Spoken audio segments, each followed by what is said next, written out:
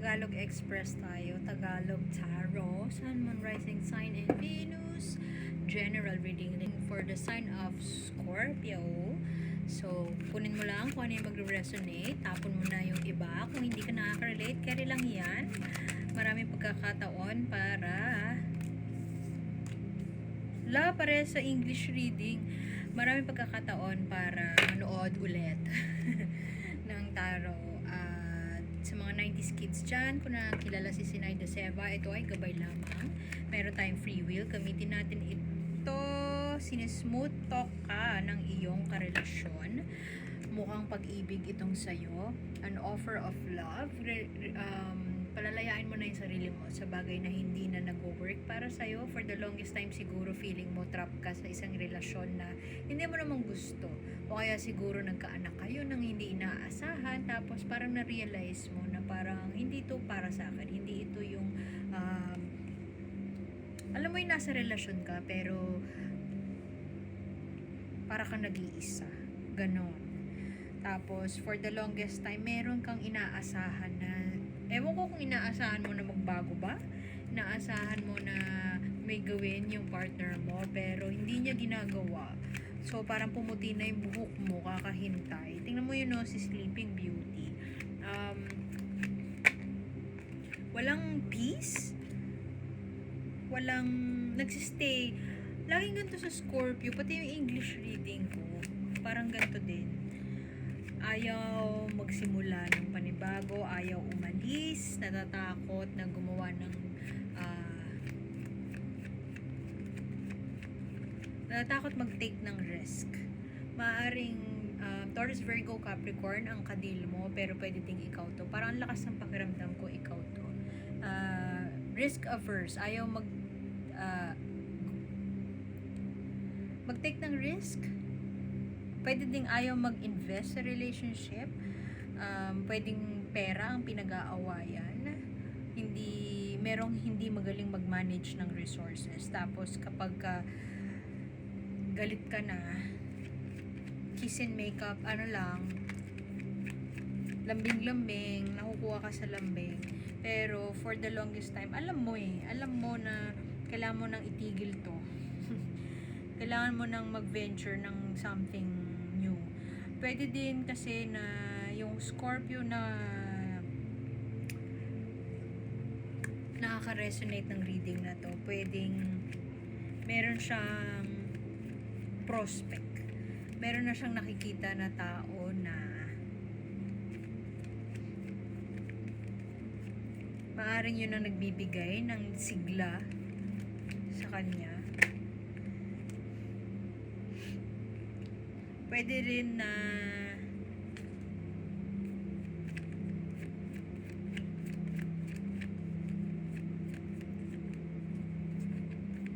nakahanap siya ng katapat. Kahanap si Scorpio ng katapat at parang gusto niyang i-pursue yung tao na yun. Pwede ding yung ipupursue na yun ay career. Pwedeng nahinto siya sa pag-aaral, tapos nahinto siya sa pag-aaral, pero ngayon parang gusto niyang i-pursue na yung gusto niya magsimula ng panibago. Si Scorpio ay gusto na magsimula ng panibago, not necessarily magsimula ng panibagong relasyon. Gusto niya lang ng bago sa buhay niya, pero hindi ka sure kung paano mo sisimulan. Meron kang naiisip, siguro business or creative project, or meron kang skills na tingin mo mapapakinabangan mo naman, gusto mong i-pursue yun, pero ngayon natatakot ka pa i-pursue yun. Merong isang tao, pwedeng Aries, Leo, Sagittarius, na naging inspirasyon mo para i-pursue yung mga bagay na gusto mo nang gawin. Pero wala pang action si Scorpio. Pa lang siya, nag-iisip pa lang siya. Nagko-contemplate pa lang siya kung gagawin niya yun. Kasi parang, ewan ko, may hinihintay. Ano ba hinihintay mo? May hinihintay ka, tapos gagawin niya, mag-overthink lang siya, no? Tapos, iisipin niya yun gabi-gabi. Alis na ba ako? Mag-abroad ba ako? Ipupursue ko ba to? pwedeng career related tong ano mo, kung tong reading mo, pero may kinalaman din dun yung decision na gagawin mo moving forward, may kinalaman din dun yung current love situation mo. Pwede kasi na ipupursue mo yung career na gusto mo, yung mag-abroad ka. So, ang repercussion nun, ang kapalit nun is, iwan mo yung family mo. Pwede din na talagang deep inside, hindi ka na happy dun sa relationship mo. Kasi nga, feeling mo trap ka. So, aalis ka na. Actually, hindi pa nga aalis eh. Parang nagpaplanong umalis. Nagpaplano ka pa lang na umalis. Pero, medyo tight pa ang budget. Hindi pa carry. So, ayaw mong mag-spend sa bagay na hindi ka pa sure kung anong gagawin mo. So, overall, mukhang ano na eh, marami ng signs. Pwedeng marami ng bulong sa'yo si universe. Alam mo yung gut feel mo, yung intuition mo, sinasabi na sa'yo na parang, girl, umalis ka na dyan. Masaya ka pa ba? Ganon. Pero, andun lang siya, pakikinggan mo lang, tapos mag-iisip ka ng paraan para, let's say, umalis, paraan para solusyonan, pero, meron pang takot, pangamba, kaba, doubt sa sarili, kung paano gagawin yun. Pwede din na iniisip mo na para gawin ko yun, kailangan ko ng pera, wala pa akong pera sa ngayon, hindi pa enough yung ipon ko. So, habang nag-iisip ka, habang nagpaplano, actually walang plano eh, fire lang siya within you. Gusto mo lang gawin. And you take inspiration from people na nakakasalumuha mo,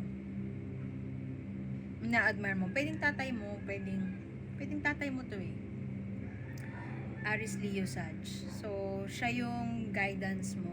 Siya yung nagpapalakas ng loob mo. Definitely, meron taong nagpapalakas ng loob mo ngayon. Pero parang wala ka ng peace sa sarili mong bahay, wala ka ng peace sa sitwasyon mo ngayon. And parang hindi ka sure. Naghihintay ka siguro ng sign. Ito na ang sign, girl. Ito na ang sign para umalis ka na dyan, kasi bago ka pa sampalin ni universe at gumawa ng aksyon, baka gusto mong wag nang papabudol. Meron tao, every time na gagawa ka na ng action or may plano ka na parang okay, sige, bukas na ako, using ko na yung resume ko. Every time na gagawin mo yun, meron mambubudol sa'yo, pabalik dun sa kung nasaan ka man ngayon, pabalik dun sa pag-iisip muli, pagbalik dun sa sitwasyon na nakasanayan na. So, maaaring nanghihirapan ka, marami kang pages eh. So, parang yung student of life, or parang ninanavigate mo, tinatry mong i-traverse yung path na hindi ka sure, wala masyadong guidance. Kung meron mang guidance, merong older person, yung sabi ko kanina, parang siguro yung daddy mo, whoever this person is, pwedeng kaibigan din na older sa'yo, na-admire mo. Hindi ko masabi na nai-inlove ka na sa taong to kung hindi ito family member. Hindi ko masabi, pero mukhang whatever, kung sino man tong taong to, older than you, somebody you admire, wise, very charismatic, very influential sa'yo sa mga decision mo. Kahit sino pa to. Kung hindi to family member, pwedeng kaibigan, pwedeng, ewan ko, may crush sa'yo, hindi ko alam eh. Pwede ding, basta ina-admire mo tong taong to. So, dito ka kumukugot ng lakas ng loob para gawin yung, kung ano man yung plano mo. Meron kang hinala or intuition to, clear ka kung ano yung gusto mong gawin, pero nakaupo lang siya, alam mo yun, nakaupo lang siya sa utak mo. Hindi ka gumagawa ng reminder, hindi ka gumagawa ng alert na parang okay, hindi ka nagsiset ng ultimatum, hindi ka nagsiset ng goal. Basta nakaupo lang siya sa utak mo, alam mo na may kailangan kang gawin. Pero, lagi kang nasusway or nabubudol para hindi na siya gawin. So, kung paglayas man to sa isang relasyon na hindi na nag-work, lagi ka na sa sweet talk siguro ng partner mo para bumalik, or sa sweet talk para mo nang gawin yun, wag ka na umalis, blah blah blah blah. So ikaw tong si waiting hanggang pumuti na yung buhok mo, literal, tingnan mo muna yung buhok niya. Anyway, ito si Sleeping Beauty. Ang hangman na reverse, hangman siya na hindi upright, reversed siya. So hindi ka na matahimik. Wala nang katahimikan sa kung nasan ka. Pwede din kasi na resolve ka na sa decision mo, pero wala pang action actually. And ruled by emotions ka pa, na parang madali ka ma-sway pa na mga emotional charming tactics, whatever. So limbo pa si Scorpio. Message ng universe. Pero alam mo na aalis ka na dun sa sitwasyon na alam mo na nag-hold back sa'yo.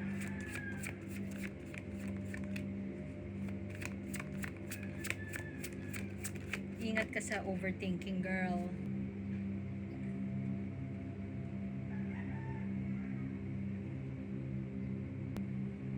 Improvisation. Alam mo, ito din yata yung nakuha mo sa English reading ko. Follow High Fives Tarot. May English ako na reading, Scorpio. Mukhang, parang ito din yata, improvisation. Hindi mo kailangan ng solid na plan. Hindi mo kailangan mag-research. Talon na lang. Take a leap of faith. Kasi somebody will catch you. Char. Ika-catch ka daw neto. Anyway, hindi mo kailangan ng grand plan para mag-take ng risk. Kailangan mo lang mag-improvise, play, be spontaneous. Tingnan mo, handa na yung path mo. Ikaw na lang hinihintay. So, maaaring ito ay sign na hindi mo na kailangan mag-overthink pa ng sitwasyon, magplano, mag-budget, whatever. Kung ano yung nararamdaman mo, gawin mo na siya ngayon kasi suportado ka ni universe. So, iwan ko na lang doon, and see you next month. My name is A, and like, share, subscribe, or follow for more, and see you soon. Bye-bye!